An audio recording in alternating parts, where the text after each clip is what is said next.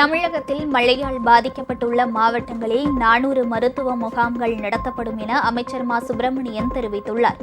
அவருடன் எமது செய்தியாளர் வெற்றி செல்வன் நடத்திய கலந்துரையாடலை தற்போது காணலாம். பெஞ்சல் புயல் அதிகாலை முதல் தனது கோரத்தாண்டவத்தை துவங்கியிருக்கிறது. குறிப்பாக நாம் இருக்கக்கூடிய பகுதி சைதாப்பேட்டை ஜோதியம்மாள் நகர். இந்த பகுதியில் மருத்துவம் மற்றும் மக்கள் நல்வாழ்வுத்துறை அமைச்சர் அவர்கள் தற்போது ஆய்வு மேற்கொண்டு பொதுமக்களுக்கு உணவுப் பொருட்களை வழங்கி வருகிறார். கள நிலவரம் எவ்வாறு இருக்கிறது என்பது தொடர்பான விவரங்களை அவரிடம் கேட்டிருக்கலாம். குறிப்பாக அந்த மழைனா தென் சென்னை ஒரு பாதிப்புக்குள்ளாகிற பகுதி, இந்த நிலைமை எவ்வாறு நம்ம கட்டுப்படுத்தியிருக்கோம் சார்? நேற்று இரவு தொடங்கி இன்று காலையிலிருந்து முழுமையாக கனத்த மற்றும் மிக கனத்த மழை பொழிந்து கொண்டிருக்கிறது.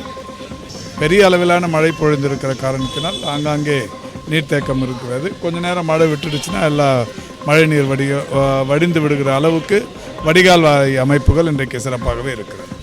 கடந்த காலங்களில் பார்க்கும்போது வட சென்னைக்கு இணையாக தென் சென்னையில் வெள்ள நீர் தேங்கும், இந்த சப்வேகள்லாம் தண்ணியால் முழுகும். இப்போ அது மாதிரியான நிலைமை இல்லை. இந்த நிலைமைக்கு கொண்டு வரதுக்கு எது மாதிரியான பணிகள்லாம் செஞ்சுருக்கோம் சார்?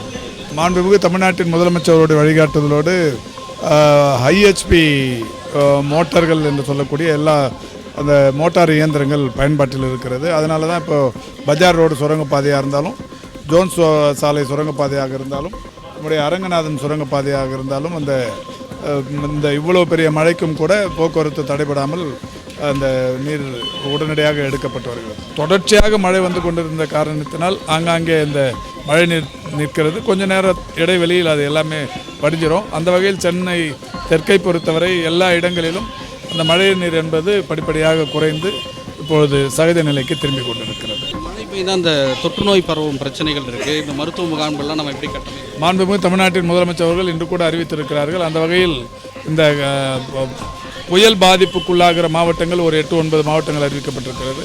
சென்னை, செங்கல்பட்டு, காஞ்சிபுரம், திருவள்ளூர், அதேபோல் ராணிப்பேட்டை, வேலூர், திருவண்ணாமலை போன்ற மாவட்டங்கள் அறிவிக்கப்பட்டிருக்கிறது. இந்த எல்லா மாவட்டங்களிலும் நாளை காலை 500 இடங்களில் மருத்துவ முகாம்கள் நடத்த அறிவுறுத்தப்பட்டிருக்கிறது. மாண்புமிகு தமிழ்நாட்டின் முதலமைச்சருடைய அறிவுறுத்தலுக்கு ஏற்ப நாளை காலை 500 இடங்களில் இந்த மழைக்கால சிறப்பு மருத்துவ முகாம்கள் நடத்தப்படும். தொடர்ந்து கலாய்வில் ஈடுபட்டு கொண்டிருக்கும் அமைச்சருடன் செய்திகளுக்காக ஒளிப்பதிவாளர் கார்த்திக்குடன் வெற்றி.